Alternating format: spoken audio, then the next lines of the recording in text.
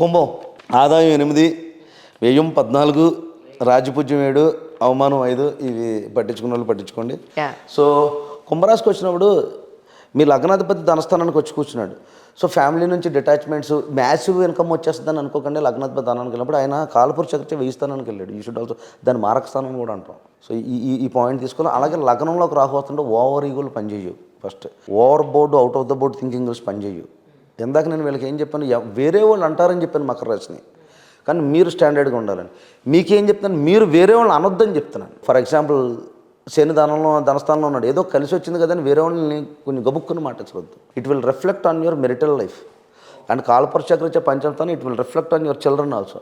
ఎవరినైనా తిట్టే ముందు కొంచెం వెనక్కి ఒకసారి 10 సార్లు ఆలోచించి ఆగండి.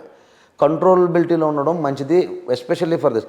మీకు కుంభానికి ఏమవుతుందంటే పంచమానికి గురుడు రావడం వల్ల, ధనంలోకి ఏమో ఈ శని రావడం వల్ల అన్నీ కలిసి వచ్చేసి మీకు ఉగాది శుభాకాంక్షలు చెప్పేసి మిమ్మల్ని మొత్తం ఇంకా ఏమంటారంటే ఎవరిని పడితే వాళ్ళని అలా తిట్టొద్దు. మంచి టైం వచ్చింది, వెల్ అండ్ గుడ్.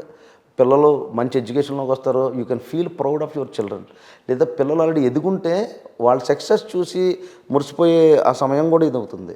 పిల్లల్ని సరైన దారిలో నిలబెట్టగలిగే స్థితి అవుతుంది. ఎప్పటి నుంచో ప్రేమించిన ఎవరైనా ఉంటే ఇప్పుడు ఆ లవ్ లెటర్లు అన్నిటికీ అర్థమై పెళ్ళి అవుతుంది. ఎప్పటి నుంచి ఎదురు చూస్తున్న పిల్లలు లేరని ఇబ్బంది పడుతున్న ఎవరైనా ఉంటే వాళ్ళకి పిల్లలు పుట్టే ఛాన్సెస్ ఉంటాయి. So many things are coming. అలాగే లగ్నాధిపతి ధనస్థానంలో ఉండడం వల్ల మీకు దేవుడి పట్ల భక్తి అవన్నీ తెలుస్తాయి, కానీ ఈగో అండ్ ప్రైడ్ పెరిగిపోతుంది.